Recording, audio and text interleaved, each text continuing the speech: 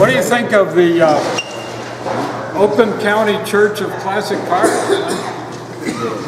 I really also thank Dale and Robert for getting us exposed to this thing. I think it's a cool venue and really happy to be there here. So thanks again. Dale's car, I think Warner mentioned this, is the white 64 back there. And Robert, two cars where he's sitting, the DeSoto and the orange top flight Corvette from the Regional, right? So for the first time ever, I took my white 60 Corvette, which Dunham didn't even know I had, and went down to Altoona, PA as part of another trip that my wife and I made. I'm going to hopefully quickly report on what happened there. And there's some things that happened with the judging that I'm almost embarrassed to say I didn't think of that before, you know. But some things are pretty typical for a C1 judging event. So first up, at Altoona, after arrival, they want a cold start for operations. So there's a picture of my car out in the parking lot just before the operations check. Operations is one of five categories of judging that's done by the NCRS. I think most of you know those 5 categories. I won't go into a lot of detail with that. But this is Stevens Convention Center, Altoona, PA. It's kind of between the Turnpike and Interstate 80 on a diagonal road, Interstate 99. Operations is 36 checks. 36 things have to work or function like they're supposed to. Gremlins are likely when you do this, so we started with a cold start. There's 60, my 60 lost 10 points out of 20 for the windshield washers. Now, I don't know if everybody knows this, but I was trying to get my washers to work, and I got my washers to work, but I never got them to go squirt and then make the wipers start, which is a pretty common function, but my car doesn't do that. Well, maybe I can fake it like Ralphie, you know. Nobody's going to notice if I turn it and press the button. Well, that didn't work. So I had windshield washers working, wipers working, 2 speeds, still lost 10 points there. I lost 5 points on the park brake function, which here's one of the things that I'm embarrassed to say I didn't know about. The parking brake light that shows a red light on your dash should start flashing after it warms up. Jerry's telling me that with this. Jerry and I say the bulb warms up and starts flashing. There were two operations judges. You don't see those guys judging in the other 4 categories. The owner of the car and the team leader have to initial the judging sheets, and this happens for the other 4 judging areas, not the same judges as I said. So there's a team leader and 10 judges going over your car when you go to an event like this. How about a couple of other things that happened to this car? Interior and seat belts. Deductions came, well, you know this. Originality and condition are 2 types of deductions. The comments, really, if you're having your car judged, you want to see these comments to explain what happened with your deductions. And these things are all covered in the technical information and judging guide. Sometimes you'll see me with TIM and JG. This is one of the older ones. I understand the new one is almost ready. So the seat cushions, and Dunham knows this pretty well, were judged to be too flat. Didn't have enough bucket. In the bottom, there's 2 cushions, and the judging seat says 5 points for cushion. I only lost a point for each one of those 2. The seat belts I knew were not correct and original. So the comments here that labels missing, 7 weave, should be 6. Should be is often abbreviated as SB, like it is on this judging sheet. Steering wheel, I lost 2 points for steering wheel and horn button. Cracks, grain is worn. Those are true comments about my real original steering wheel. The paint in the door jamb, 2 points. Door jambs are a little bit too shiny, and there should be overspray on the door latches, because apparently all they did was put a little cup over the door latch when they sprayed the white paint on my car. And I didn't know this either. Kick panels, bottom kick panel screws should not have washers. 1 point, condition, my seat separator package compartment has nicks. A 1 out of 2 for the glove compartment, missing paperwork. I was under the mistaken belief that they weren't going to look at that, even though I have the original warranty book from Davis Chevrolet in that place over by the airport. The hardtop, notice the hardtop was not judged. Car doesn't have one. Same as other situations like air conditioning. Maybe you don't have carburetors if you have fuel injection. Anybody else want to comment about an area like that? But you get all the points because your car isn't equipped with power steering, what have you. Okay, let's go to interior judging, last page. My trunk map. This is a story in itself. I do have pieces of the original trunk map, and I know it's textured on the bottom. It's a red mat with black on the bottom. I got all excited at Carlisle one year because I found a mat with some cracks around the edges, and I mistakenly thought it was an original mat for a really cheap price. It turned out to be another repro with a smooth bottom. But I used that one in Altoona and lost 3 points because the under mat surface should have grain. To my knowledge, nobody's making a mat that has that grain on the bottom for a C1 trunk. Let's go exterior, please. There's 4 pages on the judging sheets. My car is over-restored like a lot of Corvettes. I made some attempts to tell the painter, you know, here's what I want. I don't want a mirror.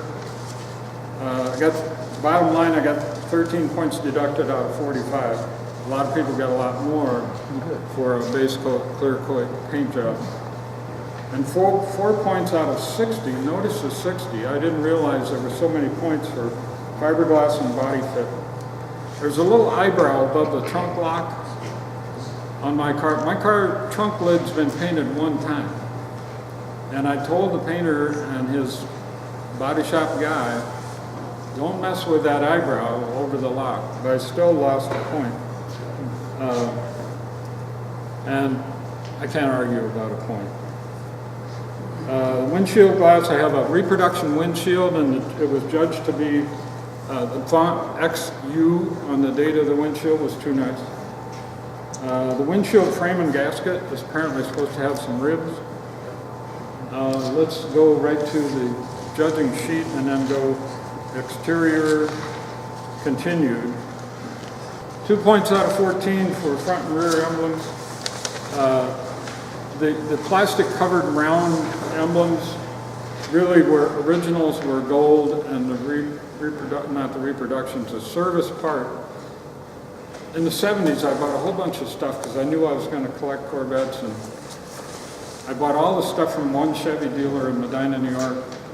I got emblems for your C1 Corvette with silver inside. Didn't know what I was doing. I thought, oh boy, I'm stocked up now.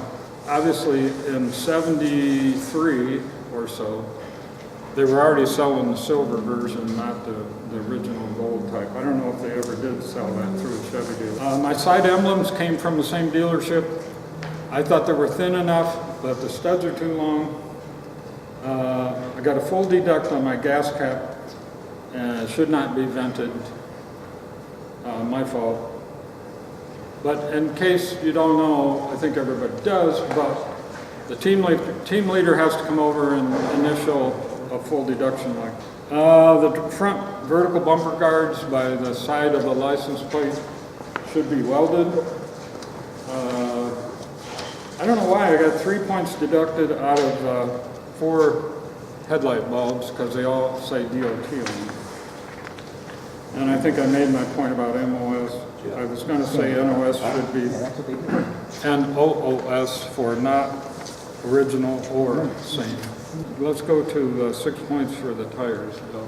White wall's too thin. Yeah, I thought maybe somebody noticed that on the first picture. Why, Joe Fecco, a lot of you know Joe, a long time ago, maybe 15 years ago, I gave him $200 for some BF Goodrich white wall tires. And I used to have 4 of them.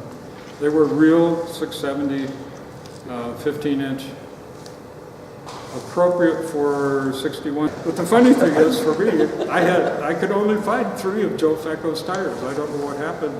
But so I did buy one reproduction BF Goodrich tire and made a seminar or an article about it. One other thing I learned about, I have a set of 56 Chevy passenger car rims. And I have a set of 4 original rims for this car.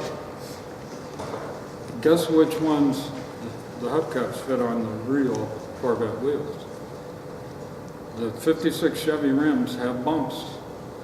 But I'm playing HE double hockey sticks to get a full-size wheel cover on those. I'm not even attempting it anymore.